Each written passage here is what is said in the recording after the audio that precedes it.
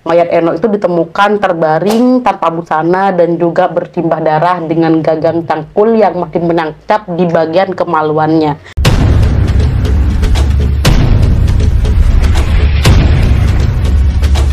Ngomongin soal kejahatan nih, ada-ada aja hal-hal yang dilakukan manusia di luar nalar kita sebagai manusia. Kali ini aku bakal membawakan sebuah kasus tentang pembunuhan dan pemerkosaan dengan pacul salah satu perempuan, dan pelakunya adalah seorang remaja.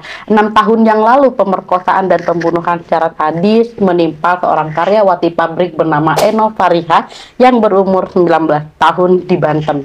Eno ini ditemukan tewas dengan kondisi mengenaskan di dalam kamar mes karyawan di Polita Global Mandiri di Jalan Raya Prancis Pergudangan 8 Badap, Kecamatan Kosambi. Nah, waktu itu hari Jumat 13 Mei 2016, Eno ini tidak masuk kerja dan ketiga rekan temannya mencoba menghubungi Eno, namun tidak ada respon.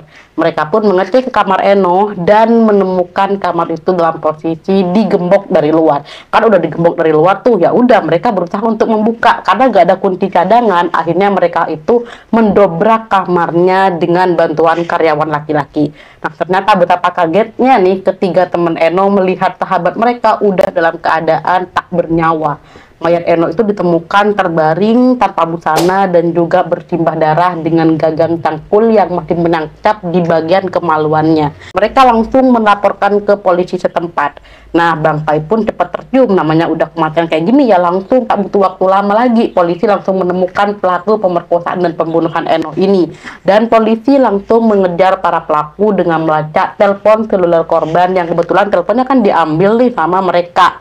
Nah, salah satu pelakunya adalah RA yang berumur 16 tahun yang merupakan pacar dari Eno sendiri. Nah, sementara itu dua pelaku lain adalah Rahmat Arifin berumur 24 dan Imam Hapriyadi 24 tahun, dan polisi menyatakan pemerkosaan yang berujung pembunuhan sadis ini bermula saat RA ini pacar si Eno mendatangi kamar Eno Fariha pada hari Kamis tanggal 12 Mei 2016 sekitar pukul 23.30. Nah, saat itu mereka udah berpacaran ya sekitar 1 bulanan. Nah, dalam kamar itu keduanya sempat bercumbu sih. Namun perselisihan ini terjadi ketika si Eno Fariha ini menolak ajakan RA untuk berhubungan badan. Nah, dia itu mengaku kesal dan karena ajakan itu ditolak oleh si pacarnya.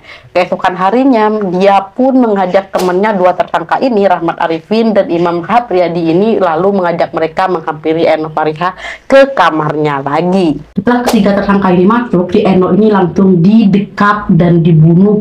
Nah, waktu itu kan pacul jadi alat pembunuhan karena awalnya mereka cari pisau itu gak temu di kamarnya si korban ini atau di kamarnya si Eno.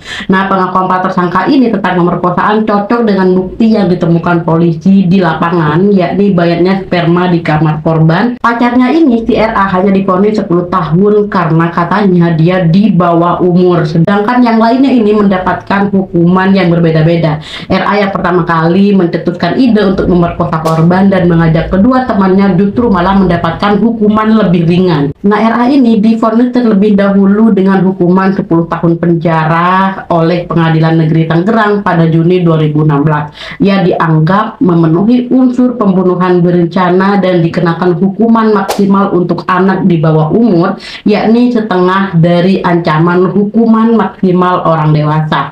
Nah, sementara itu kedua temannya ini, pelakunya yang diajak oleh RA yakni Rahmat Arifin dan Imam Hapriyadi ini divonis hukuman mati oleh Majelis Hakim Pengadilan Negeri Tangerang.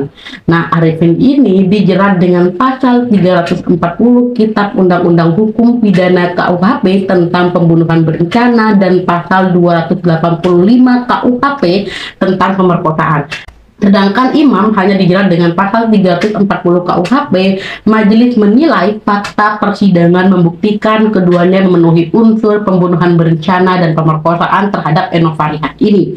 Hakim juga menilai tidak ada hal apapun yang meringankan keduanya selama persidangan berlangsung sejak tahun 2016. Nah, semua fakta persidangan itu memberatkan keduanya, termasuk ketika masih tidak mengaku bersalah meski semua bukti mengarah kepada mereka. Thank you guys sudah nonton video kali ini. Kalau kamu suka dengan video ini, jangan lupa tekan like, komen, dan subscribe agar kamu tidak ketinggalan jika ada video baru dari channel ini. Terima kasih, see you!